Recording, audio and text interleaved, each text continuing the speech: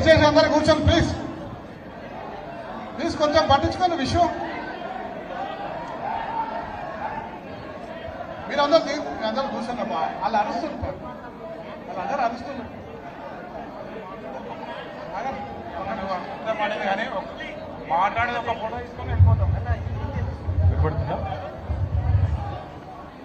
ఇప్పుడు మన ప్రియతమ నాయకులు కేటీఆర్ గారు మన ముందు మాట్లాడతారు.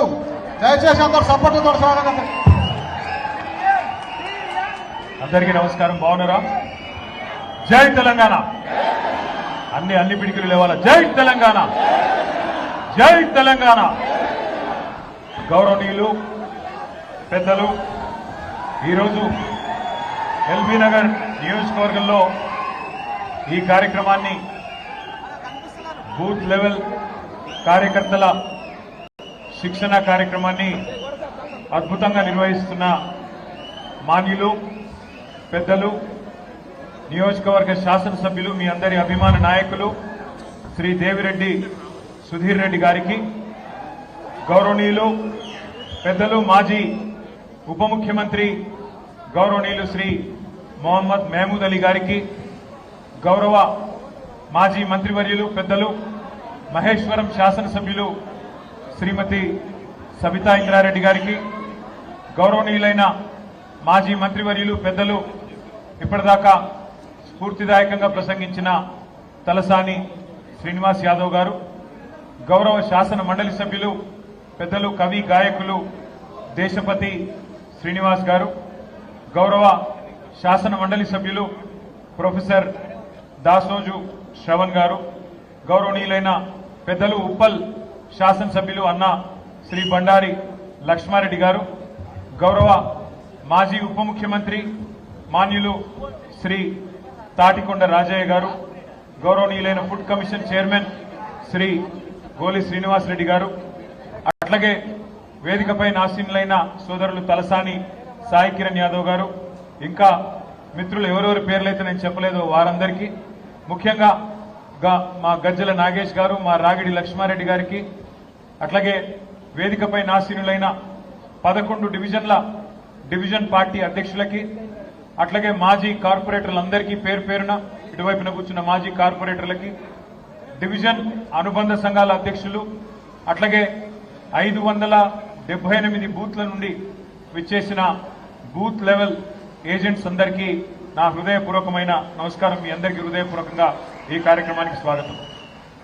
ఇవాళ ఎల్బీ నగర్ నియోజకవర్గానికి వస్తూ ఉంటే నాకు నిజంగానే ఏదో ఒక బ్రహ్మాండమైన 1,00,00,000 మందితో బహిరంగ సభ పెడితే ఎట్లాంటి వాతావరణం నిర్మాణం జరుగుతుందో ఆ స్థాయిలో ఎక్కడికక్కడ నియోజకవర్గాన్ని గులాబీమయం చేసి బ్రహ్మాండమైన మరి ఈ కార్యక్రమానికి బ్రహ్మాండమైన ప్రచారం కల్పించిన మా కార్యకర్తలు సోదరులు సోదరీమణులందరికీ మరొకసారి నా అభినందనలు. అసలు సరిగ్గా ఇదే రోజు, ఈ రోజుకు ఒక ప్రాముఖ్యత ఉన్నది. సుధీర్ రెడ్డి గారు మే 17, 2026 రోజు ఈ కార్యక్రమాన్ని నిర్వహించడానికి ఒక ప్రత్యేకత ఉంది. సరిగ్గా ఇదే రోజు 25 సంవత్సరాల కిందట కేసీఆర్ గారు పార్టీ పెట్టిన తర్వాత ఏప్రిల్ 27, 2001 నాడు మన నాయకుడు కేసీఆర్ గారి ఆధ్వర్యంలో మొట్టమొదటి బహిరంగ సభ జరిగిన రోజు, సింహగర్జన జరిగిన రోజు మే 17, 2001. సరిగ్గా అదే రోజు మళ్ళీ ఈ రోజు ఎల్బీ నగర్ లో ఈ శిక్షణ కార్యక్రమాన్ని వేలాది మంది మా సోదరులు సోదరీమణుల మధ్య నిర్వహించుకోవడం చాలా సంతోషం. ఆ రోజుల్లో ఒక్కసారి మీకు అర్థం కావడానికి చెప్తా ఉన్నాను. కేసీఆర్ గారు పార్టీ పెట్టిన తొలినాళ్లలో ఏప్రిల్ 27, 2001లో పరిస్థితి ఎట్లా ఉండే అంటే ఒక్కసారి మీకు గుర్తు చేసుకోవడానికి. ఇవాళ చాలా మంది చాలా మాట్లాడుతూ ఉన్నారు. తెలంగాణ రాష్ట్రం వచ్చిన తర్వాత, ఈ రాష్ట్రంలో పదవుల్లో కూర్చున్న తర్వాత చాలా మంది చాలా మాట్లాడుతూ ఉన్నారు. కానీ ఆ రోజు 2001 ఏప్రిల్ 27 నాడు పరిస్థితి ఏంటి అంటే కేసీఆర్ గారు తెలంగాణ రాష్ట్రం కోసం సంకల్పం చేసి ప్రయాణం మొదలుపెట్టిన రోజు. అదేదో సినిమా పాట ఉంటది, గాలి వానలో వాన నీటిలో పడవ ప్రయాణం, గమ్యమెక్కడో తీరమెక్కదో తెలియదు పాపం అని ఒక సినిమా పాట. ఈ తరం పిల్లలకు తెలియకపోవచ్చు కానీ మా తరం వాళ్ళందరికీ తెలుసు. అట్లాంటి పరిస్థితుల్లో ఒక తుఫాన్లో చిరుదీపాన్ని వెలిగించినట్టు పెద్దలు కేసీఆర్ గారు ఆనాడు ఒక్కడుగా బయలుదేరి తెలంగాణ జాతిని ఒకటి చేయడానికి డాక్టర్ బాబాసాహెబ్ అంబేద్కర్ గారు ఏ సూత్రాన్నైతే చెప్పారో, బోధించు, సమీకరించు, పోరాడు అనే మాట ఏదైతే చెప్పారో, లక్షల సంఖ్యలో ప్రజల్ని సమీకరిస్తూ తెలంగాణ రాష్ట్ర ఏర్పాటు ఎందుకు జరగాలనో వారికి బోధిస్తూ, ఎక్కడ ఏ సమస్య వచ్చినా అడుగడుగున తెలంగాణ ప్రజలకు ఒక రక్షణ కవచంలాగా నిలిచి పోరాడుతూ ఆ బాబాసాహెబ్ చూపిన బాటలో, ఆ బాబాసాహెబ్ రాసిన రాజ్యాంగం ఆధారంగానే తెలంగాణ సాధించాలనే లక్ష్యంతో ఆ రోజు ప్రయాణం మొదలైంది. కేసీఆర్ గారు ప్రయాణం మొదలుపెట్టిన రోజు ఏమున్నదన్నాడు? కేసీఆర్ గారేమి ఒక సినిమా నటుడు కాదు. మొన్ననే తమిళనాడులో మీరు చూసినారు, విజయ్ గారు పార్టీ పెట్టిన 26 నెలల్లోనే ముఖ్యమంత్రి అయినాడు. ఎందుకంటే ఆయన సినిమా యాక్టరు, సినిమా గ్లామర్ ఉంటుంది, ఫ్యాన్ క్లబ్స్ ఉంటాయి. మరి కేసీఆర్ గారేమి ఎన్టీఆర్ గారి మాదిరిగానో విజయ్ గారి మాదిరిగానో సినిమా యాక్టర్ కాదు. పోనీ మనకు సపోర్ట్ చేసే మీడియా ఉన్నదా అంటే ఎవ్వరూ లేరు. ఉన్న కొద్ది మీడియా మనకు వ్యతిరేకం. అట్లాగే మనీ పవర్ లేదు, మీడియా పవర్ లేదు, మజిల్ పవర్ లేదు, కుల బలం లేదు, ధన బలం లేదు, ఏదీ లేదు. కేవలం ఉన్నదల్లా ఒకటే ఒక్కటి, సంకల్ప బలంతో తెలంగాణ ప్రజల్ని ఖచ్చితంగా ఒక రాజకీయ శక్తిగా నేను మలుస్తాను, తప్పకుండా అందరినీ ఒకటి చేస్తాను అనే ఒక మొండి ధైర్యంతో ఆ రోజు కేసీఆర్ గారు బయలుదేరినారు.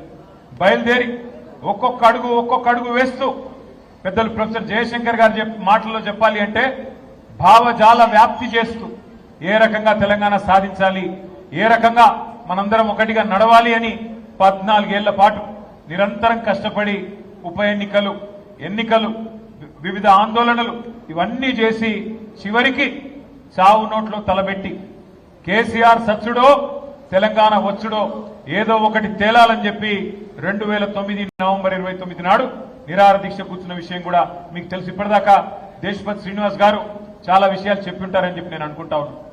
నేను వాటి జోలికి పోను. కానీ ఇక తర్వాత తెలంగాణ వచ్చింది, కేసీఆర్ గారి పోరాటం, విద్యార్థుల బలిదానం, తెలంగాణలోని సకల జనులు కదిలిన పద్ధతి, ఇదే ఎల్బీ నగర్ చౌరస్తాలో సోదరుడు శ్రీకాంతాచారి గారు ఆనాడు చేసుకున్న ఆత్మ బలిదానం, ఇవన్నిటి ఫలితంగా అల్టిమేట్ గా తెలంగాణ రాష్ట్రం వచ్చింది మీకు తెలుసు. తెలంగాణ రాష్ట్రం వచ్చిన తర్వాత దాదాపు 10 ఏళ్ల పాటు మన ప్రభుత్వం ఆనాడు బ్రహ్మాండంగా పెద్దలు కేసీఆర్ గారి నాయకత్వంలో నడిచింది. కానీ గత 2-2.5 సంవత్సరాలుగా ఏ రకమైన పరిస్థితి ఉన్నది ఈ రాష్ట్రంలో కాంగ్రెస్ ప్రభుత్వం వచ్చిన తర్వాత నాకంటే బాగా మీకే తెలుసు. అవన్నీ పక్కన పెడితే 2.5 ఏళ్లది గత వారం రోజులుగా ఏం జరిగిందో ఒక్కసారి మీరు ఆలోచించాలని చెప్పి నేను కోరుతా ఉన్నా. ఒక ఆడ కూతురికి అన్యాయం జరిగితే, ఒక మైనర్ బాలికకి అన్యాయం జరిగితే ఈ రాష్ట్రంలో ఉన్న ప్రభుత్వం మీద దున్నపోతు మీద వానబడ్డట్టు కూడా కాలే. ఒక మైనర్ అమ్మాయికి అన్యాయం జరిగితే ఎవరు ముందుకు రాలే. ఇటు కాంగ్రెస్ నోరు మూసుకున్నది, అటు చేసిన వాళ్ళు, తప్పు చేసిన వాళ్ళు బీజేపీ వాళ్ళు కాబట్టి వాళ్ళు కూడా నోరు మూసుకుని ఉన్నారు. కొట్లాడింది ఎవరు? నిలబడ్డది ఎవరు? అల్టిమేట్ గా తెలంగాణలో ఎవరికి ఏ సమస్య వచ్చినా మళ్ళీ నిలబడి కలబడేది ఎవరు? గట్టిగా చెప్పాలి, వినబడతలేదు. కేసీఆర్ గారి బృందమేనా? కేసీఆర్ దళమేనా? మళ్ళీ నిలబడేది, కలబడేది, గొంతు విప్పేది, కొట్లాడేది మళ్ళీ మనమే. కానీ ఒక్కసారి మనందరం కూడా ఆ తల్లికి, ఆ తండ్రికి, ఎవరైతే అమ్మాయి తల్లిదండ్రి ఉన్నారో వారిద్దరికీ గట్టిగా చప్పట్లతో సలాం చెప్పాలి, గట్టిగా చప్పట్లతో సల్యూట్ కొట్టాలని చెప్పి నేను విజ్ఞప్తి చేస్తా ఉన్నాను. ఎందుకు? ఒకవైపు కేంద్ర హోంశాఖ మంత్రి, మరొక వైపు రాష్ట్ర ముఖ్యమంత్రి, ఇద్దరు పవర్ఫుల్ పోస్టుల్లో ఉన్న ఆ తల్లి, ఆ తండ్రి అదరలేదు, బెదరలేదు. ఇద్దరు కుమ్మక్కై, ముఖ్యమంత్రి, కేంద్ర మంత్రి ఇద్దరు కుమ్మక్కై ఆ అమ్మాయికి అన్యాయం చేయాలనుకున్నా ఆ తల్లి, తండ్రి వెనుకకు తగ్గలేదు. కామాంధుడి చేతిలో విలవిలలాడిన అమ్మాయికి న్యాయం చేయాలని చెప్పి ఆ తల్లి, తండ్రి చేసిన పోరాటం, దానికి అండగా మన బీఆర్ఎస్ పార్టీ మహిళల నాయకత్వం, మన బీఆర్ఎస్ పార్టీ మహిళా బృందానికి కూడా గట్టిగా చప్పట్లతో మీరు అభినందనలు చెప్పాలి. ఎక్కడికక్కడ పోరాటాలు చేసి మహిళా కమిషన్, డీజీపీ అంబేద్కర్ గారి దగ్గరికి పోయి మన మహిళా నాయకత్వం మొత్తం కాళికాదేవిలాగా విరుచుకుపడి మరి ఎక్కడి వారక్కడ నిలదీస్తే మన పెద్దలు మన party general secretary doctor RS Praveen Kumar గారికి కూడా గట్టిగా చప్పట్లతో అభినందనలు చెప్పాలా. ఆయన ఒక మాజీ ఐపీఎస్ అధికారి, అన్ని విషయాలు తెలిసినవాడు. అందుకే గట్టిగా పోరాటం చేస్తే ఆ అమ్మాయి తరపున మన బీఆర్ఎస్ శ్రేణులు గాని, మహిళా నాయకులు గాని, విద్యార్థి సంఘాలు గాని, సోషల్ మీడియా వారియర్స్ గాని ఈ పోరాటంతో చివరికి నిన్న మరి ఆయన లొంగిపోయిండో అరెస్ట్ అయిండో ఆ డ్రామా నడుస్తున్నది. కానీ మొత్తానికి ఇవాళ ఆ అమ్మాయికి కొంత న్యాయం జరిగే పరిస్థితి వచ్చింది. ఇవాళ నేను ఒకటే అడుగుతా ఉన్నా ప్రధానమంత్రి మోడీ గారిని, అయ్యా మీరు అంటున్నారు బేటీ బచావ్ బేటీ పడావ్ అంటున్నారు, కేవలం నినాదాలకే పరిమితమైతే న్యాయం జరగదు మోడీ గారు. బహుశా భారతదేశంలో మొట్టమొదటిసారి ఒక కేంద్ర మంత్రి కొడుకు మీద లుకౌట్ నోటీస్ ఇచ్చే పరిస్థితి వచ్చింది. కేంద్ర మంత్రిని ఇవాళ మీరు బర్తరఫ్ చేయకపోతే ఇక్కడ విచారణ సజావుగా జరిగే పరిస్థితి లేనే లేదు. ఎందుకంటే ఆ తప్పు చేసిన వ్యక్తిని దాచిపెట్టింది ఎవరు? 9 రోజులు ఎవరు దాచిపెట్టిండ్రు? ఆ కేంద్ర మంత్రి గారే కదా. ఇవాళ ఒక్కసారి దయచేసి ఆలోచన చేయండి. నిజంగా కూడా ఇలాంటి వ్యక్తులు పదవుల్లో కొనసాగుతూ ఉండడం అది తెలంగాణకే కాదు భారతదేశానికి కూడా అవమానకరం. మైనర్ బాలికకు అన్యాయం చేసింది కేంద్ర మంత్రి కొడుకైతే మైనర్ బాలిక తల్లిదండ్రుల్ని భయభ్రాంతులకు గురి చేసింది స్వయంగా కేంద్ర మంత్రి. ఆయననే పిలిచి బెదిరించి వాళ్లను మరి ఇబ్బంది పెట్టే ప్రయత్నం చేసినారు. ఇంత తీవ్రమైన కేసును నీరుగార్చే ప్రయత్నం చేసింది ఈ రాష్ట్ర ముఖ్యమంత్రి. హనీ ట్రాప్ అని మీడియాను మనీ ట్రాప్ లో వేసి మీడియాను గొంతు నొక్కి వాళ్ళను కూడా వార్తలు రానియకుండా చేసింది ముఖ్యమంత్రి, కేంద్ర మంత్రి ఇద్దరు కలిసి పెట్టిదంతా మీకెందుకు చెప్తున్నాను మీరు అనుకోవచ్చు. ఎందుకంటే ఒకటే ఒక్క డిమాండ్ మనందరిది ఈ సమావేశం ద్వారా, ఖచ్చితంగా కేంద్ర మంత్రి గారిని వెంటనే బర్తరఫ్ చేయాలని ఈ సమావేశం నుంచి మీ చప్పట్ల ద్వారా కేంద్ర ప్రభుత్వానికి మనం డిమాండ్ చేద్దాం. లేకపోతే ఏ ఆడపిల్ల కూడా ధైర్యం చేయదు. రేపు తన మీద ఏం జరిగినా, ఏ అఘాయిత్యం జరిగినా ముందుకొచ్చే ధైర్యం చేయరు. పెద్దవాళ్ళు తప్పించుకుంటారు. అధికారంలో ఉన్న వాళ్లకు ఇబ్బంది కాదు అనుకుంటే ఏ ఆడకూతురు కూడా రేపు బయటికి వచ్చి మళ్ళీ కంప్లైంట్ చేయడానికి కూడా భయపడే పరిస్థితి వస్తుంది. అందుకే కేంద్ర మంత్రిని తొలగించాలే, విచారణ నిష్పక్షపాతంగా జరగాలని చెప్పి కూడా నేను మిమ్మల్ని హృదయపూర్వకంగా విజ్ఞప్తి చేస్తూ ఈ సభ ద్వారా నేను కేంద్ర ప్రభుత్వాన్ని కూడా డిమాండ్ చేస్తా ఉన్నా. ఇక మనందరం కూడా ఇక్కడికి వచ్చింది, ఇక్కడ కలుసుకుంటున్నది ఇవాళ రాజకీయంగా బూత్ లెవెల్లో మన బాధ్యతలు గుర్తు చేసుకోవడానికి, ముఖ్యంగా మన నాయకుడు కేసీఆర్ గారి నాయకత్వంలో మనం చేసిన వివిధ కార్యక్రమాల్ని, మనం చేసిన ప్రయత్నాల్ని తెలంగాణ ప్రజలకి, ముఖ్యంగా ఎల్బీ నగర్ నియోజకవర్గంలోని ప్రతి అన్నకి, ప్రతి తమ్ముడికి, ప్రతి చెల్లికి, ప్రతి అక్కకి వివరించి చెప్పడానికి.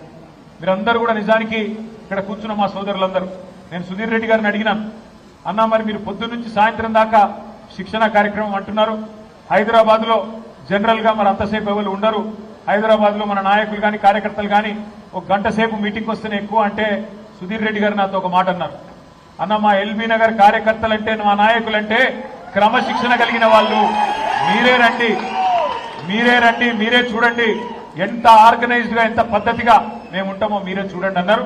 అన్నట్టుగానే 1320 మంది అంటే 1320 మంది ఒక్కరికి తగ్గకుండా ఉదయం నుంచి ఇప్పటి వరకు నిబద్ధతతో కూర్చున్నందుకు మీ అందరికీ హృదయపూర్వకంగా నేను అభినందనలు తెలియజేస్తా ఉన్నాను. ఇవాళ చాలా మంది ఏమనుకుంటారంటే కార్యకర్తలు, నాయకులు అంటే కేవలం ఎన్నికలప్పుడు మాత్రమే గుర్తొస్తా ఉంటారు రాజకీయ పార్టీలకి. కానీ ఇవాళ సుశిక్షితులైన సైనికులుగా మనం పనిచేయాలి అంటే శిక్షణ అవసరం. శిక్షణ ఎందుకు అవసరం అంటే ఏ రంగం తీసుకున్నా, ఒక డాక్టర్ అయినా, ఒక ఇంజనీర్ అయినా, ఒక న్యాయవాది అయినా, ఒక జర్నలిస్ట్ అయినా, మరి వేలాది మంది, లక్షలాది మంది, కోట్లాది మంది జీవితాల్ని ప్రభావితం చేసే ఏ వృత్తిలో ఉన్నా శిక్షణ తప్పకుండా అవసరం. అజ్ఞానాన్ని తొలగించడానికే శిక్షణ, ఎప్పటికప్పుడు జ్ఞానాన్ని పెంపొందించుకోవడానికి, అజ్ఞానాన్ని తొలగించుకోవడానికే శిక్షణ కార్యక్రమాలు. పార్టీ సిద్ధాంతం ఏంది, మనం అమలు చేసిన కార్యక్రమాలు ఏంది, ఏ రకంగా వాటిని ప్రజల్లోకి తీసుకొని పోవాలి, ఏ రకంగా కలిసికట్టుగా మనం నడవాలి, ఇవన్నిటినీ చేసుకోవడానికే శిక్షణ కార్యక్రమాలు.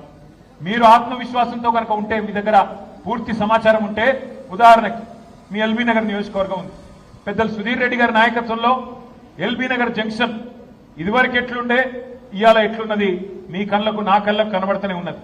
ఎన్ని ఫ్లైఓవర్లు కట్టినాం, ఎన్ని అండర్ పాస్లు కట్టినాం, ఎన్ని రకాల మరి అండర్ పాస్లతో పాటు SRDPలో ఎన్ని కార్యక్రమాలు చేసినామో మీ కళ్ళ ముందు ఉంది. కానీ చాలా మంది మిత్రులకు ఇక్కడ కూర్చున్న వాళ్ళకి అందులో ఎంత ఖర్చు పెట్టినాము, ఎంత ఎఫర్ట్ పెట్టినారు సుధీర్ రెడ్డి గారు కానీ మన అధికారులు కానీ తెలియకపోవచ్చు. ఆ వివరాలన్నీ మనకు తెలుసుంటే, ఆ సమాచారం మన దగ్గర ఉంటే అవతల వాళ్ళు మాట్లాడినప్పుడు సమాచార సహితంగా వారిని తిప్పికొట్టేదానికి ఆస్కారం ఉంటుంది. అట్లాగే మీ ఎల్బీ నగర్ నియోజకవర్గంలో మంచినీళ్ళకి ఎంత సమస్య ఉండే 2014 ముందు తర్వాత ఎన్ని వాటర్ ట్యాంకుల నిర్మాణం జరిగింది, ఎన్ని కిలోమీటర్ల పైప్ లైన్ నిర్మాణం జరిగింది, ఎన్ని కొత్త నల్లాలు పెట్టుకున్నాం, ఇవన్నీ కూడా సమాచారం మీ దగ్గర ఉంటే బ్రహ్మాండంగా మీరు సుశిక్షితులైన నాయకులుగా కార్యకర్తలుగా అవతల వాళ్ళు చేసే దుష్ప్రచారానికి తిప్పికొట్టడానికి ఉంటుంది. నిజంగా చెప్పాలంటే ఒక రాజకీయ పార్టీ కార్యకర్త యుద్ధంలో ఒక సైనికుడితో సమానం. ఒక సైనికుడు ఎట్లా అయితే తన దేశాన్ని కాపాడడానికి ఏ రకంగానైతే వీరోచితంగా కొట్లాడతారో మీరు కూడా మాకంటే ఎక్కువ క్షేత్రంలో కొట్లాడేది మీరు, తలపడేది మీరు, బూత్ స్థాయిలో నిలబడేది మీరు, పార్టీ కోసం ప్రచారం చేసేది మీరు. అందుకే మీ దగ్గర సమాచారం ఉంటే, మీ దగ్గర సంపూర్ణమైన అవగాహన ఉంటే తప్పకుండా ధీటుగా అవతల పార్టీని తిప్పికొట్టవచ్చు. మీరు మన ప్రభుత్వ హయాంలో చేసిన పథకాలు, ఉదాహరణకి కేసీఆర్ కిట్ అనే ఒక అద్భుతమైన పథకం ఉండేది. ఆ కేసీఆర్ కిట్ ని ఏ రకంగా, ఇది ఎక్కడ పెడతారా, కేసీఆర్ కిట్ ని ఏ రకంగా మరి ఆనాడు మనం అమలు చేసినామో ఒక్కసారి మనం అర్థం చేసుకోవాల్సిన అవసరం ఉంది. ఎట్లా అమలు చేసాం మనం కేసీఆర్ కిట్ ని? అసలు కేసీఆర్ కిట్ ఏంటిది, దాని వెనకాల ఆలోచన ఏంటిది? దాని వెనకాల ఆలోచన ఏంటిది అంటే, పెద్దలు కేసీఆర్ గారు కేబినెట్ సమావేశంలో ఒకరోజు మేమందరం ఉన్నాం, సబితమ్మ అట్లాగే మన మహమూద్ అలీ గారు ఇంకా మిగతా మిత్రులందరూ. ఆ రోజు మా అందరితో చర్చ పెట్టినారు. ఏ పేదింటి అమ్మాయి గర్భవతి అయితే, ఆ పేదింటి అమ్మాయి గర్భం దాలిస్తే, కడుపులో బిడ్డబడితే ఎప్పటిదాకా పనికి, ఇంకా రేపో ఎల్లుండో డెలివరీ అనేదాకా, మరి అట్లాంటి పరిస్థితుల్లో ఎంతమంది ఉంటారు పని చేయాల్సి ఉంటుందని అడిగిన. డెలివరీకి ముందు ఎక్కడ దాకా పని చేస్తారని అడిగింది. అడిగితే కొంతమంది తెలిసిన వాళ్ళు తెలిసినట్టు చెప్పింది. సార్ నెల రోజుల దాకా చేస్తారని కొంతమంది, 2 నెలల ముందు దాకా చేస్తారని కొంతమంది. కాదు సార్, కొన్ని సందర్భాల్లో అయితే రేపు తెల్లారి డెలివరీ అనగా కూడా ముందు రోజు దాకా కూడా పనిచేసే పరిస్థితి ఉంటుంది అని చెప్పి చెప్పడం జరిగింది. మరి డెలివరీ అయిన తర్వాత, బిడ్డ పుట్టిన తర్వాత ఎన్ని రోజులు మళ్ళీ అమ్మాయికి రెస్ట్ ఉంటుంది అని అడిగింది. అడిగితే చెప్పిన కొంతమంది నెల, కొంతమంది 2 నెలలు ఇట్లా చెప్పుకుంటూ వచ్చినారు. కానీ వాస్తవం ఏమంటే చాలా పేద ఇళ్లలో రేపు డెలివరీ అంటే ఈ రోజు దాకా పని చేయాలి. ఎందుకు? డబ్బులు సంపాదించాలి, ఇంట్లో పని జరగాలి. అట్లాగే మళ్ళీ పాపనో బాబో పుట్టిన తర్వాత మళ్ళీ తిరిగి వెంటనే నెల రోజుల లోపలనే పచ్చి బాలింత అయినప్పటికీ మళ్ళీ తిరిగి పని చేయాల్సిన పరిస్థితి ఉంటుంది. అందుకే కేసీఆర్ గారు ఆలోచన చేసి ఒక కార్యక్రమం తీసుకున్నారు. ఏ డబ్బుల కోసం అయితే పని చేయకపోతే, ఏ డబ్బులైతే రావో ఆ డబ్బులు ప్రభుత్వమే చెల్లిస్తే ఎట్లా ఉంటుంది అని ఆలోచన చేసి, ఆనాడు ఆడ కూతురు పుడితే, ఆడపిల్ల పుడితే 13,000 రూపాయలు ఇద్దాం, కనీసం 6 నెలలకి నెలకు 2,000 రూపాయలు చొప్పున, ప్రసవానికి 2 నెలల ముందు, ప్రసవించిన తర్వాత 4 నెలలు ఆ అమ్మాయికి రెస్ట్ ఉండాలి అనే ఉద్దేశంతో ఆడపిల్ల పుడితే 13,000 రూపాయలు మహాలక్ష్మి పుట్టిందని, మగపిల్లోడు పుడితే 12,000 రూపాయలు ఇవ్వాలి అని చెప్పి ఒక మానవీయ కోణంలో, అంటే ఇదేదో ఆషామాషిగా ప్రభుత్వ కార్యక్రమం కదా, ప్రభుత్వ సొమ్ములు పంచిపెట్టడం కదా అన్నట్టు కాకుండా ఆలోచనతో తీసుకున్న నిర్ణయమే కేసీఆర్ కిట్. ఇదంతా ఎందుకు చెప్తా ఉన్నాం మీకంటే, ఒక పథకాన్ని రూపొందించేటప్పుడు ఏ రకంగా కేసీఆర్ గారు ఆలోచిస్తుండే, ఏ రకంగా ఒక మానవీయమైన పద్ధతిలో మరి మన నాయకుడు ఆలోచిస్తుండే చెప్పడానికి మీకు చెప్తా ఉన్నాను. మరి ఈ రోజున నాయకుడు ఎట్లా ఆలోచిస్తున్నాడు? కేసీఆర్ గారేమో మానవీయ పద్ధతిలో అందరూ పేదవాళ్ళు బాగుండాలి, ఆడపిల్లలు బాగుండాలి, మా ఆడబిడ్డలు బాగుండాలని ఆలోచిస్తే, ఇవాళ ఉన్న ముఖ్యమంత్రి గారు వారి ఆలోచన పద్ధతి ఎట్లా ఉందో మీరు అర్థం చేసుకోండి. కేసీఆర్ గారి ప్రభుత్వంలో ఆ రోజుల్లో మనం మొత్తం హైదరాబాద్ పట్టణంలో కానీ రాష్ట్రంలో కానీ పేదవాళ్ళు ఎక్కడన్నా తెలిసి తెలియక ఎక్కడన్నా గవర్నమెంట్ జాగాల్లో ఇండ్లు కట్టుకుంటే, గుడిసెలేసుకుంటే ఒకరికి కాదు, ఇద్దరికి కాదు, 2.5 లక్షల మందికి 58 జీవో కింద, 59 జీవో కింద పట్టాలిచ్చింది కేసీఆర్ గారి ప్రభుత్వం. 2.5 లక్షల మందికి జీవో 58, జీవో 59 కింద పట్టాలిచ్చింది కేసీఆర్ గారి ప్రభుత్వం. కానీ ఇవాళ ఉన్న ముఖ్యమంత్రి గారు ఏం చేస్తా ఉన్నారు? శనివారం ఆదివారం రాగానే ఏమొస్తున్నది ఇంటికి? బుల్డోజర్ వస్తుంది, హైడ్రా వస్తుంది. ఏంది ఆయన బాధ? ఆయన బాధ ఏంది? హైడ్రాని అడ్డం పెట్టుకొని పేదవాళ్ళ కొంపలు కూల్చడం, హైడ్రాని అడ్డం పెట్టుకొని పేదవాళ్ళ వాళ్ళు పైసా కూడబెట్టి కష్టపడి కట్టుకున్న ఇళ్లను దగ్గర నాకు తెలిసి ఇప్పటికే కనీసం ఒక 30-40 వేల ఇళ్లన్నా రేవంత్ రెడ్డి ప్రభుత్వం కూలగొట్టింది. నేను అడుగుతా ఉన్నా ఇక్కడికి వచ్చిన మా సోదరులని, మా సోదరిమణులని, మనం అడగాల్సిన ప్రశ్న ఒకటే. హైదరాబాద్ లో, ఎల్బీ నగర్ లో, చెంపాపేట కావచ్చు, హస్తినాపురం కావచ్చు, లింగోజిగూడ కావచ్చు, బిఎన్ రెడ్డి కావచ్చు, వనస్థలిపురం కావచ్చు, లేదా మీ ఇంకేం మర్చిపోయినా నేను, కొత్తపేట కావచ్చు, అందరు కూడా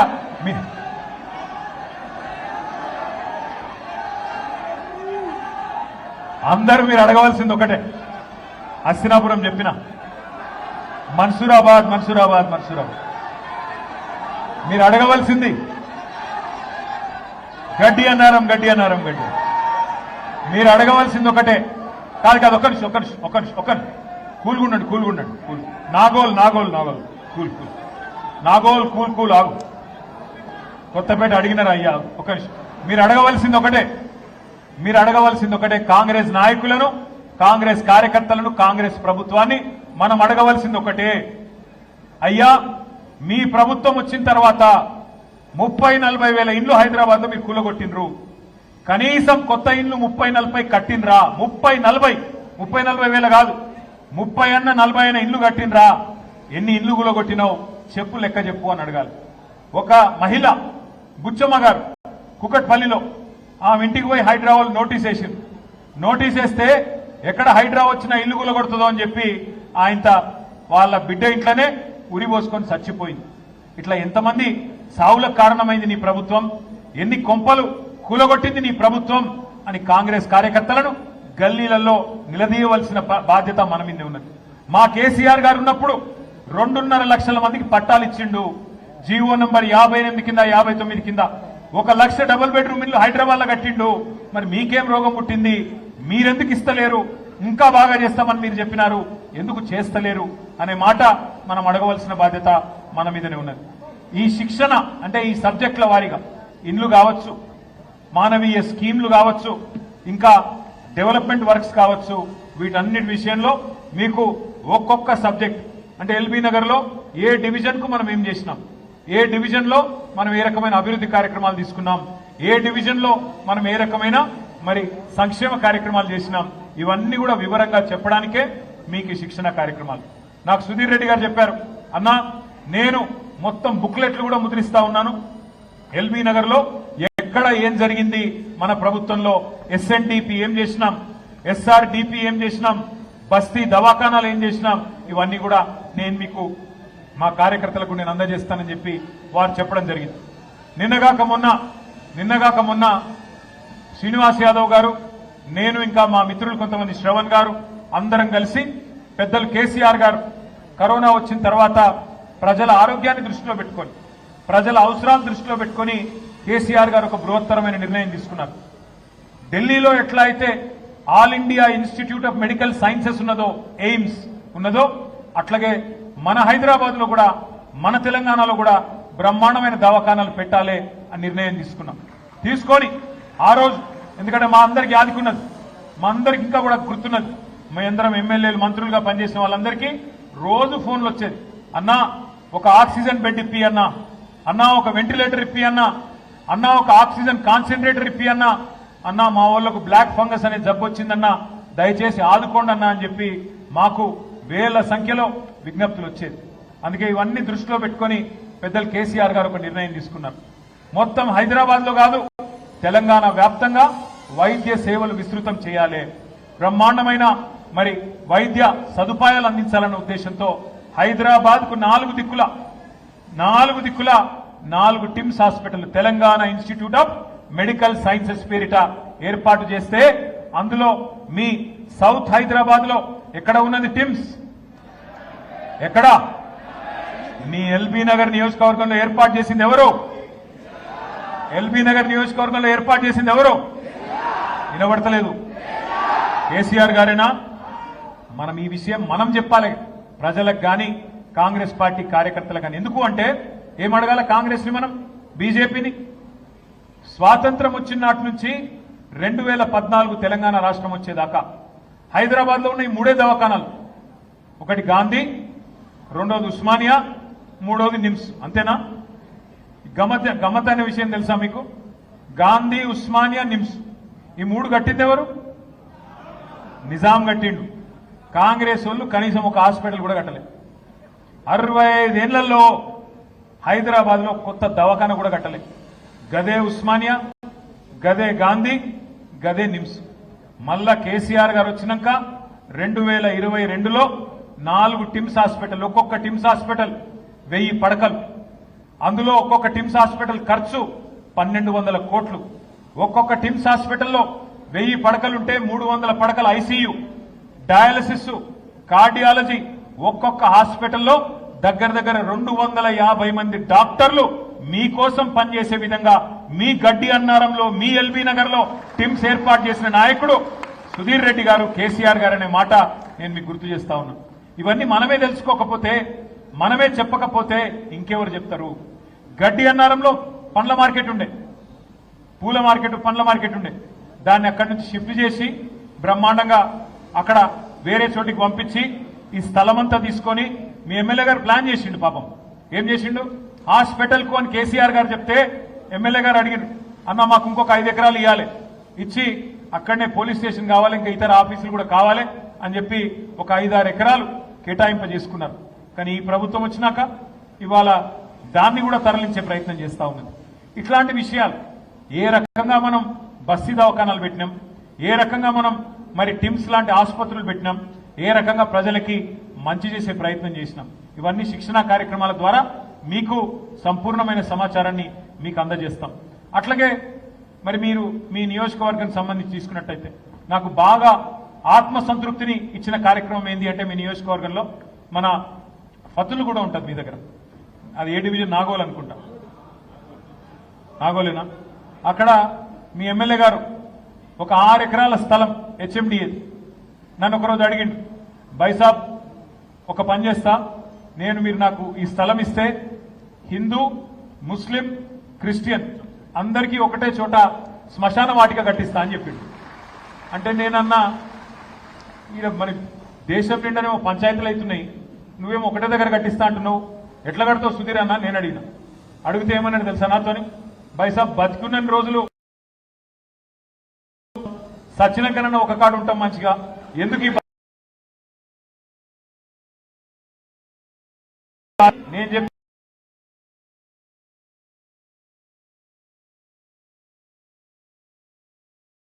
ప్లే మొత్తం మీ ఎమ్మెల్యే గారు, మీ సుధీర్ రెడ్డి గారు పద్ధతులు కూడా ఎంత అద్భుతంగా, నాకు ఎంత అంటే ఒక ముక్తిధామం. అక్కడికి పోతే ఒక పెద్ద శివుడి విగ్రహం పెట్టి, హిందువులు అయితే బ్రహ్మాండంగా వారి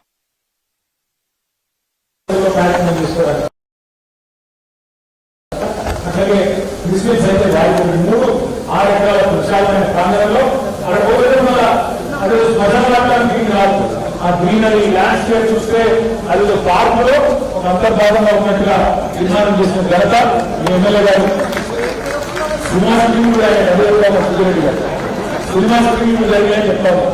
ఈ రకమైన కార్యక్రమాలు ఒక విజన్ ఉన్న నాయకత్వానికి, ఒక ఆలోచన ఉన్న నాయకత్వానికి, ఒక ప్రణాళిక ఉన్న నాయకత్వానికి మాత్రమే సాధ్యపడతాయి. అంటే ఇంటిక నుంచి సాగుగా అన్ని ఆలోచించి అర్థవంతంగా ప్రజలకు ఏం కావాలి అని ఆలోచనాత్మకంగా నిర్ణయం తీసుకునే నాయకత్వం భోజనం చేస్తాం.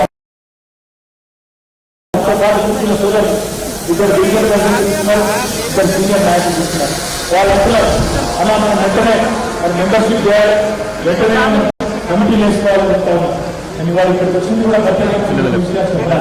ఒకటి శిక్షణ మీ అందరికి సంబంధించి మరి ఏ రకంగా సబ్జెక్ట్ నిర్వహిస్తున్నారు దాన్ని వినడానికి, చూడడానికి, దాంతో పాటు తొందరలోనే మన జూన్ మాసంలోనే మనం పార్టీ యొక్క సభ్యజనం కార్యక్రమాన్ని కూడా ప్రారంభించబోతా ఉన్నాం. జూలైలో కొత్త కమిటీ కూడా ఏర్పాటు చేసుకోబోతా ఉన్నాం. మీ నియోజకవర్గంలో గతంలో 11 డివిజన్లు ఉండేవి, ఇప్పుడు 18 డివిజన్లు అయినాయి. నా రిక్వెస్ట్ శ్రీరెడ్డి గారితో 11 నిమిషాలు అయిపోయింది. 18 నిమిషాలు కొత్త నిమిషాలకు కార్యవర్గాలు పూర్తి స్థాయిలో మంచి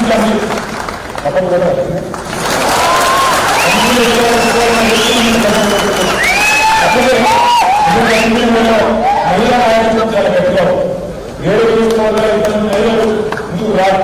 కానీ నియోజకవర్గంలో దాదాపు 25% మంది మా మహిళా సోదరులు ఉన్నారు. వారందరూ కూడా నా ప్రార్థన మన మహిళా కమిటీ, మన విద్యార్థి కమిటీ, మన యువజన కమిటీ, మన ఎస్సీ కమిటీ, మన ఎస్టీ కమిటీ, మన బీసీ కమిటీ ఇవన్నీ కూడా పక్కగా ఇస్తున్నాం. దానిలో కూడా క్రియాశీలమైన నాయకులే, చాలా యాక్టివ్గా డైనమిక్గా ఉన్న నాయకులే నియమిస్తున్నాం. దయచేసి ముందుకు రావాలని ఈసారి మన మొత్తం సభ్యక్రమం కార్యక్రమం మొత్తం కూడా డిజిటల్ పద్ధతిలో జరుగుతాం. మొత్తం కూడా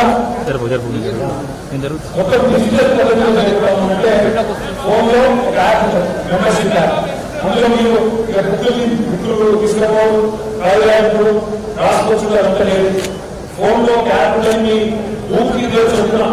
మరి బూత్ లో వేసేటప్పుడు అది సెపరేట్ చేసిన కార్యక్రమం ఉంటుంది. ఎట్లా మనం ఆ యాప్ వాడాలి, ఎట్లా డౌన్లోడ్ చేయాలి, అందులో ఏమేమి ఇన్ఫర్మేషన్ మనం ఎక్కించుకోవాలి, ఎట్లా మనం అల్టిమేట్ గా ఆ ఇన్ఫర్మేషన్ పార్టీ పంపాలి.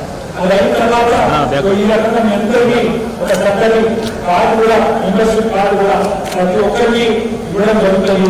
ఇది దయచేసి ఎన్ఐ గారు చెప్పాలి. ఆల్రెడీ శాంపుల్ కూడా తీసుకున్నారు. ఈ రకంగా మీ అందరికీ ఒక మంచి ఐడెంటిటీ కార్డు కూడా ఇవ్వడం జరుగుతుంది. వచ్చిన తర్వాత మీకు నాకు మళ్ళీ వచ్చే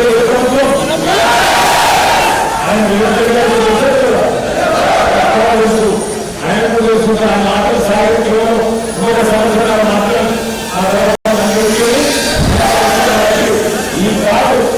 ఈ పాట ఒక గౌరవ చిహ్నంగా మీరు పెట్టుకున్నట్లయితే రేపు ప్రభుత్వం వచ్చిన తర్వాత ఏ కార్యాలయాన్ని ఏ అధికారైనా మీరు సభ్యులు పెట్టి పనిచేసే విధంగా ఈ కార్యాలయం కూడా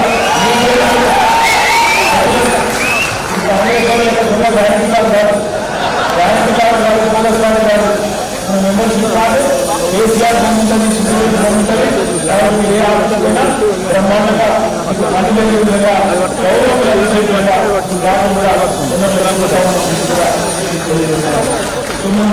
జూన్ మాసంలో మనం ఒకవైపు మెంబర్షిప్ ప్రజల నమోదు కార్యక్రమం, మరొకవైపు జూలై ఆగస్టు మాసంలో కమిటీలు నిర్మాణం ఇవన్నీ చేసుకున్న తర్వాత ఇంతకుముందు నేను చెప్పినట్టు ప్రతి కమిటీకి, ప్రతి బూత్ లెవెల్ దాకా ఉండే కమిటీకి శిక్షణ కార్యక్రమాలు కూడా మీకు ఏర్పాటు జరుగుతాయి. ఈ శిక్షణ కార్యక్రమాలు మా సునీలన్న ఇదేంటి 11 రకాలు ఉపయోగిస్తున్నారు. ఎందుకంటే ఒకసారి కొంత శిక్షణ తరగతి వస్తే ఒక్కొక్క సమయంలో నిష్ణాతం అయితే లాభం కలిగేది మీకు, అదేవిధంగా ప్రజలకు, పార్టీకి అన్ని విధాలు లాభం జరుగుతుంది.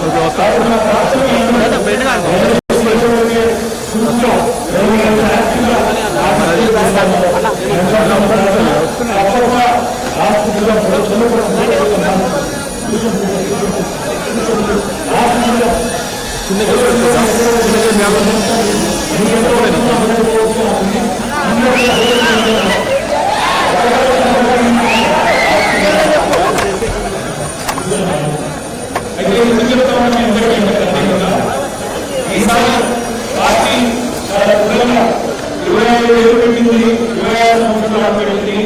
ఇంకో 50 ఏళ్ళ పాటు లోకాయుక్త పార్టీ ఉండాలంటే తెలంగాణ గుర్తుగా ఉండాలి. ఎవరికి సమయం లేకుండానే ఇబ్బంది ఉండాలి అంటే అందుకే ఆ ఉద్దేశంతోనే మరి గట్టిగా ఈసారి కమిటీలు, శిక్షణ, సభ్యత్వ నమోదు అన్ని కూడా పకడ్బందీగా చేయబోతా ఉన్నాం. దయచేసి డైనమిక్ గా ఉన్న నాయకులందరూ కూడా ఇందులో పాల్గొనాలి.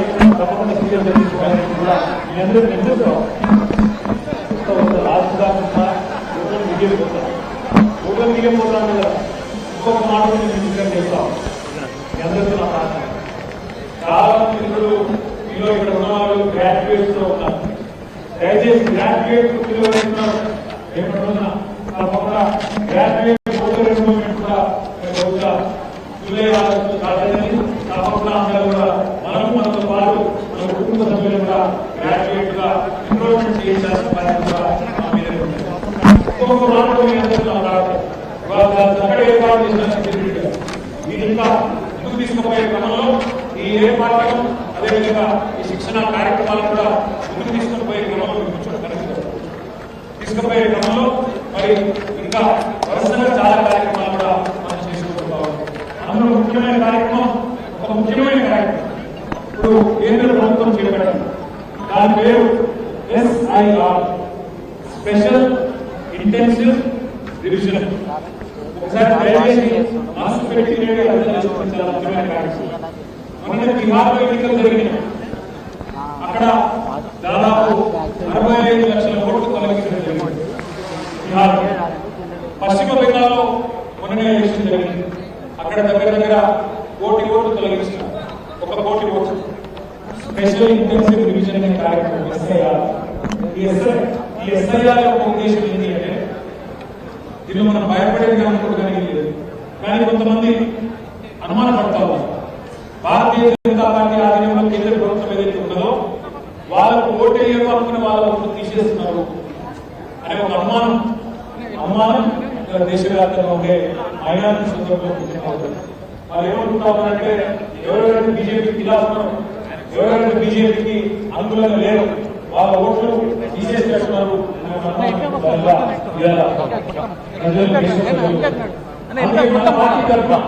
మనమే డిమాండ్ చేస్తాం. ఏమైనా డిమాండ్ చేస్తాం?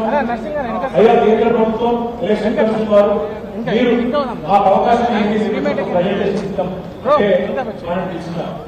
నేను వెళ్ళాను. నేను నాతో పాటు మన 4 ఎంపీలు అట్లే ఒక మాజీ ఎంపీ గారు 6 కలిసి ప్రధాన ఎన్నికల కమిషనర్ ని అట్లే ఇంకో 2 ఎలక్షన్ కమిషనర్లు ఉంటే వాళ్ళందరినీ కలిసి అడిగినాం. అయ్యా మీరు ఓట్లు తీసుకున్నారు, ఒక అనుమానం ఉంది. మీరు ఉదాహరణకు మా సుధీర్ రెడ్డి గారి నియోజకవర్గం 578 కదా సార్, 578 పోలింగ్ బూత్తున్నాయి ఇక్కడ. మరి మా కార్యకర్తలు మా నాయకులు ప్రతి బూత్ లో ఉన్నారు. మరి మా వాళ్ళకు తెలిసినట్టు మీకు తెలియదు, మా వాళ్ళు గుర్తుపడతారు ఎవరు ఇక్కడ ఎవరు కాదు అని. కాబట్టి మాకే కాదు అన్ని రాజకీయ పార్టీలకు కూడా ఏం చెప్తారు, మాకు అవకాశం ఇవ్వండి. ఏం అవకాశం ఇవ్వను? మాకు కూడా ఈ ప్రాసెస్ లో బూత్ లెవెల్ ఆఫీసర్స్ తోని కలిసి పనిచేసే ఒక అవకాశం ఇవ్వండి. ఏది ఒప్పు ఏది తప్పు మేము చెక్ చేస్తాము, చేసి మీ చేతుల్లో పెట్టడం మీకు కూడా సహకరిస్తాము. దానికి అనుగుణంగానే కేంద్ర ప్రభుత్వం కేంద్ర ఎన్నికల కమిషన్ ఒక నిర్ణయం తీసుకున్నారు. ఆ నిర్ణయం ఏంటి అంటే జూన్ 25 నుంచి ప్రారంభమయ్యే ఈ SIR కార్యక్రమం. దీనిలో ప్రతి పార్టీకి బూత్ ఒకరు చొప్పున ఏజెంట్లు నియమించుకునే అవకాశం ఇవ్వడం జరిగింది. ఇక్కడ ఉన్న బూత్ లెవెల్ ఏజెంట్లు అంటే ఒకసారి జిల్లా నేను చెక్ చేసుకుంటాను. ఇద్దరు అందరు బూత్ లెవెల్ ఏజెంట్ పక్కన. సరే అయితే మీకు ఒక 2 నిమిషాలు ఈ ప్రాసెస్ గురించి ఒక 2 నిమిషాలు చెప్తాను. ఇక్కడ ఏమి అంటే ఇప్పుడు ప్రతి సంవత్సరం నిజానికైతే ఎప్పటికప్పుడు కొత్త ఓట్లు రాసుకునే అవకాశం ఉంటుంది. జనవరి 1 వచ్చిందంటే ఎవరికైతే 18 ఉంటేవో వాళ్ళ ఓట్లు రాయించుకోవచ్చు. కానీ SIR ప్రత్యేకత ఏంటి? SIR ఎందుకు చేస్తున్నారు? ఏంటి కథ ఏంటి అంటే SIR యొక్క ప్రత్యేకత ఏంటి అంటే భారతదేశానికి స్వాతంత్రం వచ్చినప్పుడు 1947 15 ఆగస్టు మన దేశానికి స్వాతంత్రం వచ్చింది. మన హైదరాబాద్ రాష్ట్రానికి అప్పుడు హైదరాబాద్ రాష్ట్రం ఉండేది. హైదరాబాద్ రాష్ట్రానికి 1 సంవత్సరం ఆలస్యంగా మనకు స్వాతంత్రం వచ్చింది. సెప్టెంబర్ 17, 1945. 1945 నుంచి 1952 దాకా మొట్టమొదటిసారి ప్రజాస్వామ్యంగా ఎన్నికలు జరిగేదాకా మన దగ్గర మిలిటరీ గవర్నమెంట్ ఉంది. దేశంలో కూడా రకరకాల గవర్నమెంట్ ఉంది. ఆ టైంలో మన దేశానికి స్వాతంత్రం వచ్చింది కదా, కొత్త దేశం కదా, స్వాతంత్రం వచ్చినాక ఎట్లా నడవాలి, ఎటు పోవాలి, ఏం చేయాలి, ఏం విధి విధానాలు ఉండాలి, ఏ రకమైన కానూను కాయిదా ఉండాలని చెప్పి పెద్దలు బాబాసాహెబ్ అంబేద్కర్ గారి ఆధ్వర్యంలో భారత రాజ్యాంగం రాయడానికి ఒక కమిటీ నియమిస్తున్నారు. ఆ కమిటీ ఏం చేసింది? దేశమంతా తిరిగి దేశంలో ఉండే చాలా మంది పెద్దలు కలిసి ప్రజల అభిప్రాయాలు తీసుకొని మరి అల్టిమేట్ గా ప్రపంచంలోని బెస్ట్ రాజ్యాంగం రాయాలనే ప్రయత్నం బలంగా చేశారు. ఆ రాజ్యాంగం ఎందుకు చెప్తా ఉన్నాం మీకు అంటే ఆ రాజ్యాంగంలోనే చాలా మందికి ఇక్కడ ఉన్న వాళ్ళకి తెలియకపోవచ్చు. పెద్ద పెద్ద దేశాలు ఉంటాయి, అమెరికా, ఇంగ్లాండ్. అట్లాంటి దేశాల్లో కూడా స్వాతంత్రం రాగానే మొట్టమొదటిసారి ఎన్నికలు జరిగేటప్పుడు అందరికీ ఓటు హక్కు ఇవ్వలేదు. కొంతమందికి ఇచ్చిండ్రు, కొంతమందికి ఇవ్వలేదు. అమెరికాలో ఉదాహరణకు నేను చెప్తా ఉన్నాను. మహిళలకు ఓటు హక్కు ఇనీషియల్గా ఇవ్వలేదు, కులాలు ఇవ్వలేదు. మహిళలు పోరాటం చేస్తే, యుద్ధాలు చేస్తే అల్టిమేట్ గా అమెరికాలో ఒక 100-150 ఏళ్ల తర్వాత పురుషులతో సమానంగా ఓటు హక్కు ఇచ్చినారు. అమెరికాలో నల్ల జాతీయులకు కూడా చాలా కాలం ఓటు హక్కు లేదు. వాళ్ళు బానిసల్లాగా చూసేది, వాళ్ళకు ఓటు హక్కు లేదు. వాళ్ళు కూడా కొట్లాడితే పోరాడితే చివరికి ఓటు హక్కు వచ్చింది. కానీ మన దేశంలో స్వాతంత్రం రాగానే మహానుభావుడు డాక్టర్ బాబాసాహెబ్ అంబేద్కర్ పుణ్యకాలం చేసి అందరికీ మన ఆడపిల్లలకు అందరి అంబానీ అయినా అదానీ అయినా లేదా సామాన్యుడైనా అందరికీ ఉండేది దేశంలో ఒకటే ఓటు హక్కు. ఆ హక్కు కల్పించింది భారత రాజ్యాంగం. ఆ హక్కు కల్పించింది డాక్టర్ బాబాసాహెబ్ అంబేద్కర్ గారి నేతృత్వంలోని ఆనాటి కమిటీ. ఎందుకు చెప్తా ఉన్నా అంటే ఓటు హక్కున్న విలువ మీకు చెప్పడానికి 1951-52 ఆ ప్రాంతంలో 52లో మొట్టమొదటిసారి దేశంలో ఎన్నికలు జరిగింది. జరిగిన తర్వాత అప్పటి నుంచి ఈ ఓటర్ రివిజన్, ఓటర్ లిస్టులు ఎప్పటికప్పుడు అప్డేట్ చేసే కార్యక్రమం, ఎస్ఐఆర్ అనే కార్యక్రమం చాలాసార్లు జరిగింది. చివరిసారి ఎప్పుడు జరిగింది ఎస్ఐఆర్ అంటే 2002వ సంవత్సరంలో జరిగింది, 2002లో జరిగింది. అయితే నేను సుధీర్ రెడ్డి గారితో నా పార్ట సనత్ నగర్ లో నిన్న శాసనసభ్యులు పెద్దలు మాజీ మంత్రివర్యులు శ్రీనివాస్ యాదవ్ గారు ఒక మంచి పని చేసినారు. మన మిత్రులకు బిఏలకు ముందు 2002 లిస్టు కూడా మీరు ఓటర్ లిస్టు కూడా ఇవ్వాలని చెప్పి నేను కోరుతాను. 2002 ఓటర్ లిస్ట్. ఎందుకు 2002 ఓటర్ లిస్ట్ అంటే ఆ రోజు ఉమ్మడి ఆంధ్రప్రదేశ్ ఉన్నది. ఆ రోజు ఎల్బీ నగర్ నియోజకవర్గం యొక్క నెంబర్ నాకు తెలియదు. ఆ రోజు నెంబర్ వేరే ఉంటుంది, ఈరోజు తెలంగాణ రాష్ట్రం ఏర్పడ్డది, నెంబర్ వేరే ఉంటుంది. అప్పుడు ఈ డివిజన్ లేవు, 11 డివిజన్ లేవు. అప్పుడు ఈ ఎల్బీ నగర్ లేదు. అప్పుడు మలక్పేట కాన్స్టిట్యూన్సీ ఉంటాయి 2002లో. కాబట్టి ఇప్పుడున్న డివిజన్లకు అప్పుడున్న డివిజన్లకు లింక్ లేదు, మొత్తం లేదు. అందుకే మనం ముఖ్యంగా బూత్ లెవెల్ ఏజెంట్ గా పనిచేస్తున్న నాయకులు, కార్యకర్తలు ఎవరైతే ఉన్నారో మీరు చూసుకోవాలి.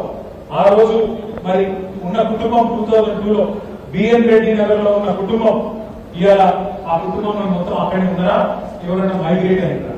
ఉదాహరణకి అందులో ఇంట్లో ఒక చిన్న పాప ఉండే ఆలోచన, ఆ పాప పెద్దగా పెళ్లి అయిపోయింది, 24 ఏళ్ళు అయితే పెళ్లి అయిపోయింది, వెళ్ళిపోయింది. ఇప్పుడు ఆ పాప అక్కడ లేదు కాబట్టి అది అప్డేట్ చేయాలి. అట్లాగే ఆ రోజు ఆ ఇంట్లో ఇంకా అప్పటికి పుట్టిన పిల్లలు ఉంటారు, ఇప్పుడు పుట్టి ఉన్నారు, వాళ్ళని కూడా మనం యాడ్ చేసుకోవాలి. ఈ ఎస్ఐఆర్ కార్యక్రమంలో ముఖ్యంగా చేయాల్సినవి 4 అనుకుంటున్నాం. ఒకటి ముఖ్యంగా ఎవరైనా చనిపోయిన వాళ్ళు ఉంటే వాళ్ళు ఓటు ఖచ్చితంగా తీయాలి.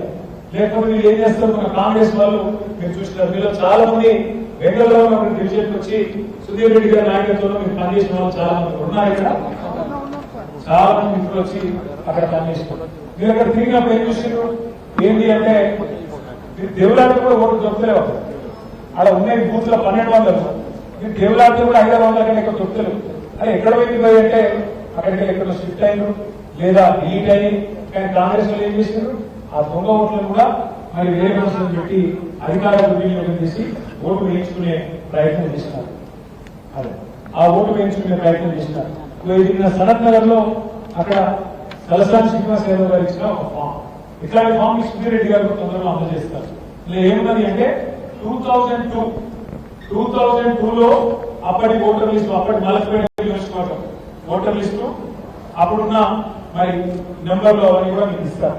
ఇప్పుడున్న లేటెస్ట్ ఓటర్ లిస్ట్ కూడా 2024 కూడా మీకు ఇవ్వడం జరుగుతుంది. 2024 పార్లమెంట్ సంబంధించిన ఓటర్ లిస్ట్ అది కూడా మీకు ఇవ్వడం జరుగుతుంది.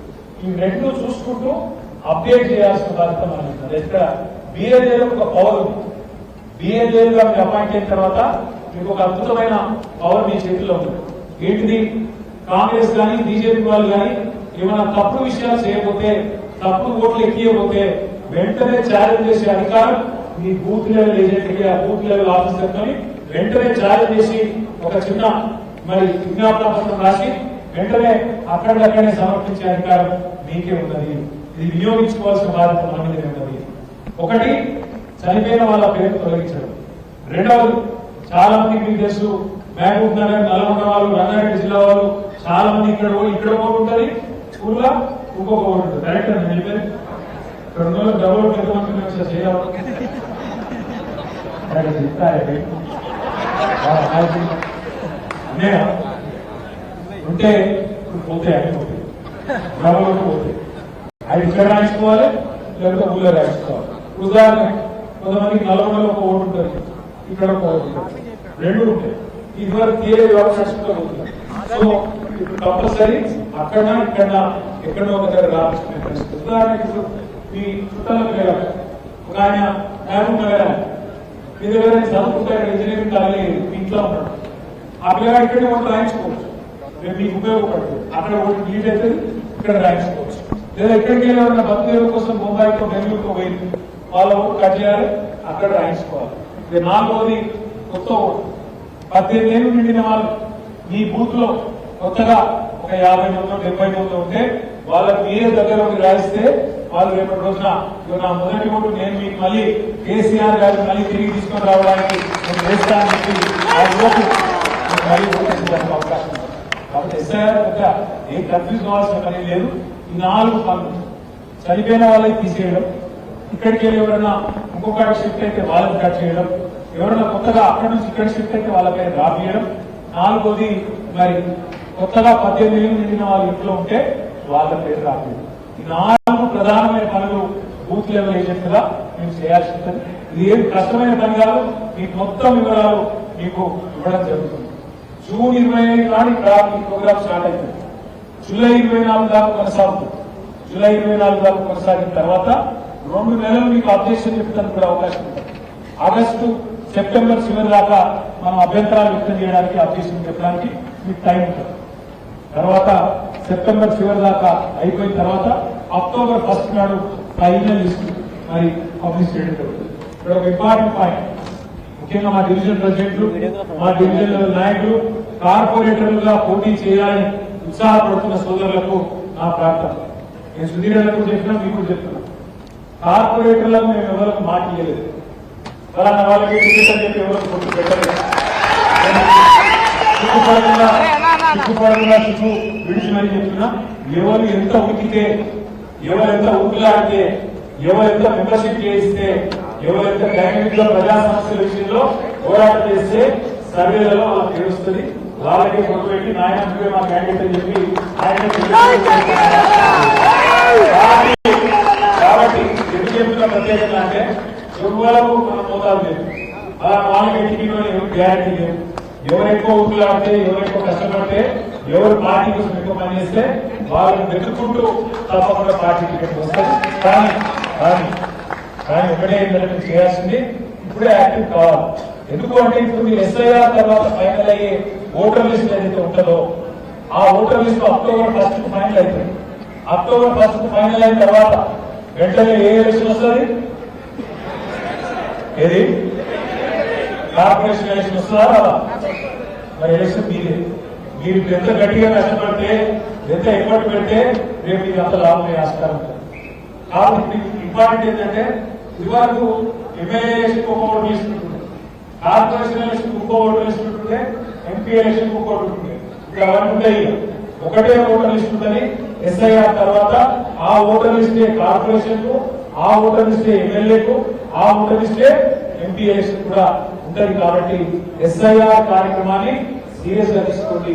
జూన్ 25 నుంచి ప్రారంభమవుతుంది. ఈ లోపలనే మీ అందరికీ కావాల్సిన సమాచారాన్ని పంపిస్తాం.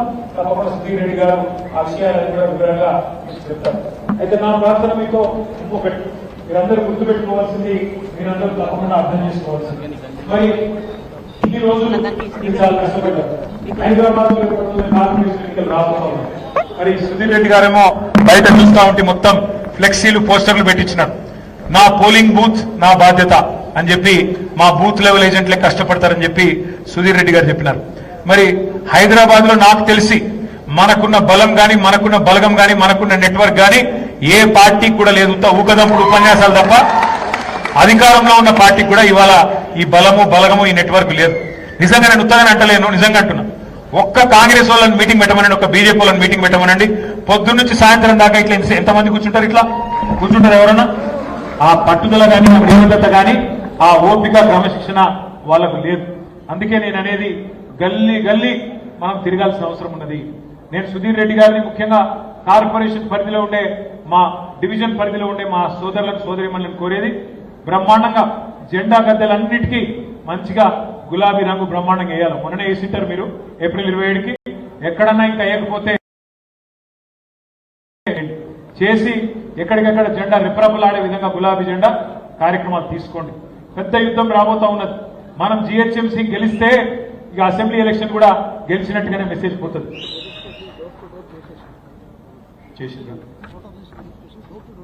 అయితే మా సుధీర్ రెడ్డి గారు చెప్తా ఉన్నారు ఎస్ఐఆర్ కార్యక్రమం రాబోతున్నదని తెలిసే voter list verification door to door మనం చేసేసినామని చెప్పి చెప్తున్నారు. మీ అందరికీ మనస్ఫూర్తిగా నా అభినందన. కానీ డోర్ టు డోర్, ఇప్పుడు నేను డోర్ టు డోర్ తిరిగితే నాకంటే బాగా మీకు తెలుసు. ఆ గల్లీల్లో బస్తీల్లో పెరిగింది మీరు, తిరిగింది మీరు, క్రికెట్ ఆడింది మీరు, సిర్రగోని ఆడింది మీరు. మీకెరక నాకేం తెలుసు ఆ బస్తీల గురించి. కానీ అక్కడ పోయినప్పుడు కాకపోతే కేవలం ఏదో మొక్కుబడిగా పోయినామా, జై తెలంగాణ జై కేసీఆర్ అనుకుంటే తిరిగినామా అని కాదు. పోయినప్పుడు అక్కడికి పోయినప్పుడు తప్పకుండా అక్కడనే పుట్టినరు, అక్కడనే పెరిగినరు, అక్కడి ప్రజల కష్ట సుఖాలు మీకు తెలుసు. కాబట్టి మరి సుధీర్ అన్న ఎన్ని ప్లాన్లు ఇచ్చినా, ఎన్ని వ్యూహాలు రచించినా వాటిని అమలు చేయాల్సిన బాధ్యత, ప్రజలకు వాస్తవాలు చెప్పాల్సిన బాధ్యత మీది. ఇప్పుడే నేను చెప్పినట్టు టిమ్స్ గడ్డి అన్నారం విషయం కానీ, మనం కట్టిన ఫ్లైఓవర్లు అండర్ పాస్ల విషయం కానీ, కరెంటును ఎట్లా బాగు చేసినామన్న విషయం కానీ, నాలాలు స్ట్రాటజిక్ నాలా డెవలప్మెంట్ ప్రోగ్రాం ద్వారా ఎట్లా బాగు చేసినామన్న విషయం కానీ, జీవో నంబర్ 118 ద్వారా కాలనీల సమస్య పరిష్కారానికి ఎట్లా సుధీర్ రెడ్డి గారు కష్టపడ్డారన్న విషయం కానీ, జీవో నంబర్ 58, 59 ద్వారా 2.5 లక్షల మంది పేదలకు ఎట్లా పట్టాలు ఇచ్చినామన్న విషయం కానీ, 1 లక్ష డబుల్ బెడ్రూమ్ ఇల్లు కేసీఆర్ గారి నాయకత్వంలో ఎట్లా కట్టినామన్న విషయం కానీ, ఇవన్నిటినీ అభివృద్ధిని ఎట్లా బస్సు దవాఖానాలు పెట్టినాం, ఎట్లా సంక్షేమ కార్యక్రమాలు 200 పెన్షన్లు 2000 చేసినాం, కళ్యాణ లక్ష్మి, షాదీ ముబారక్, కేసీఆర్ కిట్లు ఎట్లా ఇచ్చినాం, ఇవన్నీ కళ్ళకు కట్టినట్టు చెప్పాల్సిన బాధ్యత, గర్వంగా చెప్పుకునే బాధ్యత మనది, మీది అని చెప్తా ఉన్నాను. అభివృద్ధిని అస్త్రంగా చేసుకోండి. మనం ఏదో హైరాణ పడాల్సిన అవసరం లేదు. మనం చేసిన పని మనల్ని గెలిపిస్తుంది. దానికి గొప్ప ఉదాహరణనే మొన్న శాసనసభకు జరిగిన ఎన్నికలు. రాష్ట్రం అంతటా ఒక తీరుగుంటే హైదరాబాద్ లో మాత్రం మీరందరూ ఏకోన్ముఖులై ఒక్క సీటు కూడా కాంగ్రెస్ కి ఇవ్వకుండా ఒకే ఒక్క సీటు బీజేపీకి ఇచ్చి మొత్తం గులాబీ జెండా రెపరెపలాడే విధంగా కష్టపడ్డది మీరు. అందుకే ఇక్కడ పార్టీ తిరుగులేని విజయాన్ని అందుకున్నది. మీ అందరికీ గుర్తుండాలి. మరి ఎందుకు ఓట్లు వేసినారు హైదరాబాద్ లో? మనకి ఒకనాడు నీళ్ల సమస్య ఎంత తీవ్రంగా ఉండే హైదరాబాద్ లో మా ఆడబిడ్డలకు తెలుసు. బిందెలు, ట్యాంకర్లు, వాటి కోసం యుద్ధాలు, ఖైరతాబాద్ లో జలమండలి కార్యాలయం ముందు ధర్నాలు, ఇవన్నీ మనమే చూసినాం. కానీ ఇవాళ కేసీఆర్ గారి నాయకత్వంలో ఇటు కృష్ణా అటు గోదావరి జిల్లాలను తీసుకొచ్చి ఇంటింటికి నల్లా ద్వారా కనీసం రోజుకి 1 గంట సేపు నీళ్ళు ఇచ్చుకుంటా ఉన్నాం. నేను మీ అందరికీ మాటిస్తా ఉన్నా, మళ్ళీ వచ్చే ప్రభుత్వం ఖచ్చితంగా మనదే. 2028లో మళ్ళీ ప్రభుత్వం మనది వస్తుంది. మీరు కని విని ఎరుగని రీతిలో భారతదేశంలోనే ఎక్కడా లేని విధంగా 24 గంటలు హైదరాబాద్ లో మంచిళ్ళు ఇచ్చే బాధ్యత నేను తీసుకుంటా అని చెప్పి కూడా మీకు విజ్ఞప్తి చేస్తా ఉన్నాను. 24 గంటలు కరెంట్ ఇచ్చింది మనమే, రేపు 24 గంటలు మంచినీళ్ళు ఇవ్వబోయేది కూడా మనమే. ఎప్పుడు 24 గంటల్లో ఎప్పుడు నల్లా తిప్పినా మంచినీళ్ళు వచ్చే విధంగా ఆ కార్యక్రమాన్ని కూడా చేసి చూపెడతామనే మాట కూడా నేను మీకు విజ్ఞప్తి చేస్తా ఉన్నాను. అట్లాగే మనం మెట్రో తీసుకొచ్చాం, నాగోల్ దాకా తీసుకొచ్చినాం, హయత్ నగర్ దాకా తీసుకొచ్చినాం. తప్పకుండా ఇంకా మన ప్రభుత్వమే ఉంటే ఈ పాటికి ఎయిర్పోర్ట్ కనెక్షన్ కూడా అయిపోతుండే. ఈ ప్రభుత్వం వచ్చిన తర్వాత దాన్ని కూడా రద్దు చేసినారు. మన ప్రభుత్వంలో ఆనాడు మహేశ్వరం నియోజకవర్గం దాకా మొత్తంగా కందుకూరు దాకా మెట్రో తీసుకొని పోదామని ప్లాన్ చేసినాం. కానీ ఈ ప్రభుత్వం మరి ఫ్యూచర్ సిటీ అని రంగుల కల సినిమా చూపెడుతున్న తప్ప 2.5 ఏళ్లు చేసింది ఏమీ లేదు. మీరు జాగ్రత్తగా దయచేసి కొన్ని విషయాలు ప్రజలకు చెప్పాలి. వైద్యం, ఆరోగ్యం ఇప్పుడే నేను చెప్పిన బస్తీ దవాఖానాల నుంచి మొదలు పెడితే కంటి వెలుగు లాంటి కార్యక్రమాలు, టిమ్స్ లాంటి అద్భుతమైన భవనాలు, గడ్డి అన్నారంలో ఇంకా టిమ్స్ నత్తనడకన సాగుతున్నది. అదే మన ప్రభుత్వం ఉంటే సుధీరాన్ని ఎంబడబడి, సవితక్క ఎంబడబడి ఎప్పుడో అయిపోయేది. ఈ పాటికి ఆ టిమ్స్ అని అయిపోయి కేసీఆర్ గారు వచ్చి ఈ పాటికే ప్రారంభోత్సవం చేసి మీకు అందుబాటులో కూడా తెచ్చేది. అవసరమైతే సుధీర్ రెడ్డి గారు నేను కోరుతా ఉన్నా, ఒకరోజు పెద్ద ధర్నా పెట్టండి టిమ్స్ ముందు, మేమందరం వస్తాం, సిటీ ఎమ్మెల్యేలు అట్లాగే పార్టీ నాయకత్వం మొత్తం వస్తుంది. మీ ఎల్బీ నగరంలో ఒక 500-600 మంది వస్తే ప్రభుత్వం సిగ్గు తెచ్చుకునే విధంగా నత్తనడకన టిమ్స్ ను నడుపుతున్నందుకు వ్యతిరేకంగా దాని నిర్మాణం వెంటనే పూర్తి చేయాలని చెప్పి కూడా పోరాటం చేద్దాం. కానీ అన్నిటికన్నా ముఖ్యం సుధీర్ రెడ్డి గారు చెప్పినట్టుగా మీ పరిధిలోని, మీ క్షేత్రంలోని, మీ పోలింగ్ బూత్ పరిధిలోని బాధ్యతను మీరు తీసుకోండి. కొంతమంది నాయకులు నా దగ్గరకు వస్తూ ఉంటారు, వచ్చి అన్నా నేను స్టేట్ లీడర్ని, అన్నా నేను డిస్ట్రిక్ట్ లీడర్ని అని చెప్తారు. నేను వారితో కూడా నేను ఒకటే ప్రార్థిస్తున్నాను, మీరు స్టేట్ లీడర్లు కావచ్చు, మీరు డిస్ట్రిక్ట్ లీడర్లు కావచ్చు, మీరు డివిజన్ లీడర్లు కావచ్చు, మీరు బస్తీ లీడర్లు కావచ్చు. కానీ మీ బూత్లో మెజారిటీ రాకపోతే, మీ సొంత బూత్లో పార్టీకి మెజారిటీ రాకపోతే మీకు గౌరవం ఉండదు. అది గుర్తుపెట్టుకోండి అని మాత్రమే నేను విజ్ఞప్తి చేస్తా ఉన్నాను. ఎంత పెద్ద నాయకుడైనా మీ సొంత బూత్లో మెజారిటీ రాకపోతే ఆ నాయకుడు స్థాయి ఎంత పెద్దదైనా ఏం లాభం. అందుకే బూత్ లెవెల్ బాధ్యతని, చాలా కీలకమైన బాధ్యత, దాన్ని సీరియస్గా తీసుకోండి. ఓటర్ల జాబితా కేవలం ఎలక్షన్ రోజు చేస్తే సరిపోదు. మనం ఇప్పటి నుంచే ఓటర్ లిస్ట్ అంతా కూడా సరిగా చూసుకోవాలా. ఇందాక నేను చెప్పినట్టు ఆ 4 పనులు, చనిపోయిన వాళ్ళని తీసేయడం, కొత్త వాళ్ళని రాయించడం, షిఫ్ట్ అయిన వాళ్ళని తొలగించడం, ఎవరైనా ఇక్కడికి షిఫ్ట్ అయితే వాళ్ళని ఇక్కడ రాయించడం, ఈ కార్యక్రమం చేయాలా. అవతల 2 పార్టీలు ఏమైనా తప్పుడు ప్రయత్నం చేస్తే వెంటనే వాటిని అడ్డుకోవాలి. అట్లాగే ఇంటింటికి పోవాలి. దయచేసి ఒక బూత్ లెవెల్ ఏజెంట్కి 1000-1200 ఓట్లు ఉన్నాయి అంటే 300 నుంచి 350 ఇళ్ళు ఉంటాయి. మరి మీకు దాదాపు నెల రోజులు టైం ఉంది అంటే రోజుకి 10 ఇళ్ల కంటే ఎక్కువ ఉండదు. మీరు ఒక్కసారి ఒక అపార్ట్మెంట్లో పోతే 2-3 గంటల్లో మొత్తం కవర్ చేయొచ్చు. ఇంటింటికి పోండి, కూర్చోండి, వాళ్ళతో మంచిగా ముచ్చట పెట్టి మరి తప్పకుండా అన్ని రాసుకున్నట్టయితే ఒక అటాచ్మెంట్ కూడా ఏర్పడుతుంది. ఎస్ఐఆర్ సందర్భంగానే ఏర్పడే అటాచ్మెంట్ ఎలక్షన్ దాకా, కార్పొరేషన్ ఎలక్షన్ దాకా, శాసనసభ ఎన్నిక దాకా మీకు మంచిగా ఉపయోగపడుతుంది. సరే సుధీర్ అన్న రేపటి రోజున ఎలక్షన్ వచ్చినప్పుడు పేపర్లు అడ్వర్టైజ్మెంట్లు ఇస్తాడు, టీవీలో అడ్వర్టైజ్మెంట్లు ఇస్తాడు, అన్ని చేస్తాడు. కానీ ఓటరు మనసు గెలుచుకోవాలంటే మాత్రం మీరు దగ్గర పోయి కూర్చొని మాట్లాడితే వచ్చే ఆత్మీయత ఏ అడ్వర్టైజ్మెంట్తో రాదు, ఏ ఫ్లెక్సీలతో రాదు అనే మాట కూడా నేను మీకు విజ్ఞప్తి చేస్తా ఉన్నా. దయచేసి అందుకే బూత్ లెవెల్ ఏజెంట్లు మీరే కీలకమనే మాట కూడా నేను విజ్ఞప్తి చేస్తా ఉన్నా. ఈసారి కార్పొరేషన్లో కూడా ఎల్బీ నగర్లో మనం మంచి ఫలితాలు సాధించాలి అంటే తప్పకుండా మనం అప్రమత్తంగా ఉండాల్సిన అవసరం ఉంది. పోయినసారి నేను అనుకున్న, నిజానికి మా కార్పొరేటర్లు అందరూ ఇక్కడ ఉన్నారు, మాజీ కార్పొరేటర్, నేను అనుకున్న 11 మందిలో కనీసం 7-8 గెలుస్తాం అనుకున్నాం, కానీ ఓడిపోయినాం. సరే కారణం ఏమైనప్పటికీ అప్పుడు ఆ టర్మ్ కూడా అయిపోయింది, ఇప్పుడు ఆ కార్పొరేషన్ టర్మ్ కూడా అయిపోయింది. ఇంకా అప్రమత్తంగా ఉండాలి, అలసత్వం పనికిరాదు. గెలిచిపోయినాం, అయిపోయింది, వాతావరణం బాగుంది, అందరు రేవంత్ రెడ్డిని తిడతాను, అందరూ బీజేపీని తిడతాను కాబట్టి మనకే ఓటేస్తారు, అట్లా అనుకుంటే నడవద్దు.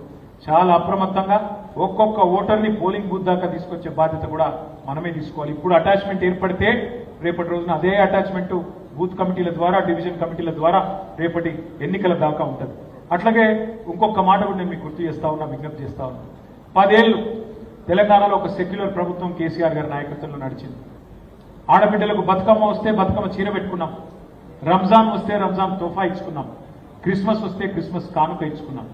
ఎన్నడూ మతం పేరిట విభజించే ప్రయత్నం చేయలేదు, కులం పేరిట చిల్లర రాజకీయం చేయలేదు. పేదవాడిని పేదవాడిగా చూసుకున్నాం, మన తమ్ముడు మన అన్న అనుకున్నాం. సంక్షేమ కార్యక్రమాలు ఇచ్చుకున్నాం, అభివృద్ధి కార్యక్రమాలు జోడెద్దుల మాదిరిగా సంక్షేమాన్ని అభివృద్ధి నడిపించినాం. హైదరాబాద్ లోని గంగా జమున తహజీబ్, హిందూ ముస్లిం సిక్కు ఇసాయి క్రిస్టియన్ అనే వ్యత్యాసం లేకుండా కడుపులో పెట్టుకొని చూసుకున్నాం. ఇవాళ కొన్ని పార్టీలు ప్రయత్నం చేస్తా ఉన్నాయి, మన మైనారిటీ సోదరులకు ఓటు హక్కు లేకుండా చేసే ప్రయత్నం కొంతమంది చేస్తా ఉన్నారు. దానిని తిప్పికొట్టవలసిన బాధ్యత దయచేసి మీరే తీసుకోవాలని చెప్పి కూడా హృదయపూర్వకంగా నేను మిమ్మల్ని విజ్ఞప్తి చేస్తా ఉన్నాను. తప్పకుండా మనం హైదరాబాద్ లో మన ఐకమత్యమే వారికి బలం కావాలి. మీ అందరికీ నేను మళ్ళీ విజ్ఞప్తి చేసేది ఒకటే, హైదరాబాద్ ఇవాళ ఈ 2.5 సంవత్సరాల్లో ఏం కోల్పోయింది నాకంటే బాగా మీకే తెలుసు. అన్ని భూముల ధరలు పడిపోయినాయి, మొత్తంగా రియల్ ఎస్టేట్ వ్యాపారం డమాలన్నది, ఏ బిజినెస్ కూడా ఇవాళ బాగా లేదు. ముఖ్యమంత్రి గారు ఎన్ని బిల్డప్లు ఇచ్చినా, ఫ్యూచర్ సిటీ అని ఎంత ఇచ్చినా ఆయననే ఫ్యూచర్ లేని నాయకుడు నీకు తెలుసు, నాకు తెలుసు, కాంగ్రెస్ పెద్దలకు కూడా తెలుసు. కాబట్టి మళ్ళీ ఫ్యూచర్ లో హైదరాబాద్ బాగుపడాలి అంటే, తెలంగాణ మళ్ళీ పట్టాలెక్కాలి అంటే ఉన్నది ఒకటే ఒక్క మార్గం, తిరిగి కేసీఆర్ గారిని తెచ్చుకోవడం. ఖచ్చితంగా మళ్ళీ గులాబీ జెండాని సెక్రటేరియట్ మీద ఎగిరేయడమే లక్ష్యంగా కలిసికట్టుగా కదం తొక్కుదాం. నేను విజ్ఞప్తి చేసేది మీ అందరికీ ఒకటే, మీరు దయచేసి కేసులు పెట్టించుకోకండి, హడావుడి చేయకండి, మీరు దెబ్బలు తిని ఇబ్బందుల పాలు కాకండి. మనం చేయాల్సింది పటిష్టంగా పార్టీ నిర్మాణం, మనం చేయాల్సింది పటిష్టంగా సోషల్ మీడియాలో కూడా పునాదులు వేసుకోవడం. ఇప్పుడే తమ్ముడు గడికోట శ్రీనాథ ఆ తమ్ముడు చెప్తా ఉన్నాడు, అట్లే మా తమ్ముడు జక్కిడి రఘువీర్ రెడ్డి, ఇద్దరు అక్కడ నా పక్కన కూర్చున్నారు, అటొకరు ఇద్దరు చూపెడుతున్నారు, అన్న ఇక సోషల్ మీడియాలో నేను ఇది చేస్తున్నా అంటే నేను సోషల్ మీడియాలో అది చేస్తున్నా. నేను మీ ఇద్దరిని కాదు, ఇక్కడ ఉన్న ప్రతి ఒక్కరిని కోరుతా ఉన్నాను. ఇవాళ హైదరాబాద్ లాంటి పట్టణంలో, హైదరాబాద్ లాంటి మహానగరంలో ఒక్కొక్కరిని కలవాలంటే కష్టం. అందుకే సోషల్ మీడియా అనేది చాలా పవర్ఫుల్ టూల్. ప్రతి ఒక్కరూ సోషల్ మీడియాలో లేకపోతే తప్పకుండా చేరండి. మన సుధీర్ రెడ్డి గారిని కూడా నేను కోరుతా ఉన్నా, డివిజన్ల వారీగా సోషల్ మీడియా కమిటీలు కూడా వేయండి. వేసినట్టయితే మన పిల్లలు కూడా యాక్టివ్గా పనిచేసేదానికి ఆస్కారం ఉంటుంది. గొప్ప ఉదాహరణ సోషల్ మీడియా పవర్ ఏంది అని తను గొప్ప ఉదాహరణ ఏంది, నిన్న మొన్న మొత్తం మెయిన్ మీడియా అంతా కళ్ళు మూసుకున్నది ఒక చిన్న పిల్లకి అన్యాయం జరిగితే. కానీ సోషల్ మీడియాలో ఉండే చెల్లెళ్ళు తమ్ముళ్ళు మీరు విరుచుకపడితే ఇలా 2 ప్రభుత్వాలకు దిగి రాక తప్పలేదు. చచ్చినట్టు దిగొచ్చిండు. 9 రోజులు దాచిపెట్టిన కూడా నిన్న తీసుకొచ్చి రాత్రి లొంగిపోయే విధంగా చేసింది మీ సోషల్ మీడియాలో ఉండే పవర్. మెయిన్ స్ట్రీమ్ మీడియా కళ్ళు మూసుకున్నా ఇలా సోషల్ మీడియా పవర్ అట్లాంటిది. కాబట్టి సోషల్ మీడియా కమిటీలు కూడా వేసుకుందాం. చక్కగా సోషల్ మీడియాలో ఇక్కడ లేని వాళ్ళు ఎవరైనా బూత్ లెవెల్ ఏజెంట్లు ఉంటే మీరు కూడా చేరండి. మీరు కూడా బ్రహ్మాండంగా సోషల్ మీడియా ద్వారా మన పార్టీ యొక్క కార్యకలాపాలను కూడా ప్రచారం చేయాలని కోరుతూ, మరి నిజంగా కూడా నాకు చాలా చాలా సంతోషంగా ఉంది. 1,00,000 మంది మీటింగ్కి పోతే ఎంత సంతోషం అయితే ఉంటుందో ఇవాళ మా సుధీర్ రెడ్డి గారి వల్ల ఈ చక్కటి కార్యక్రమం ద్వారా అంతే ఆత్మసంతృప్తి నాకు కలిగింది. మరి ఈ చక్కటి కార్యక్రమాన్ని ఏర్పాటు చేసిన పెద్దలు సుధీర్ రెడ్డి గారికి ధన్యవాదాలు చెప్తూ ఒక్క రిక్వెస్ట్, నేను ఇంకో 2 గంటలు ఇక్కడనే ఉంటా. కానీ మీరు దయచేసి ఫోటో దిగాలనుకుంటే ఒకరి తర్వాత ఒకరు వస్తే మీ కలకగా అవుతుంది, నా కలకగా అవుతుంది. లేకపోతే అందరూ ఒకటేసారి వస్తే నేను పారిపోతా, మళ్ళీ తర్వాత మీకు దొరకను. కాబట్టి క్రమశిక్షణతో చేసుకుందాం. ఒక 2 గంటలు ఇక్కడే ఉంటాం, మిమ్మల్ని అందరినీ కలిసినాకనే పోతా. జై తెలంగాణ, జై కేసీఆర్, జై తెలంగాణ. దయచేసి ఎక్కడి వాళ్ళు అక్కడ కూర్చోండి. సుధీర్ రెడ్డి గారు ఎట్లా పిలిస్తే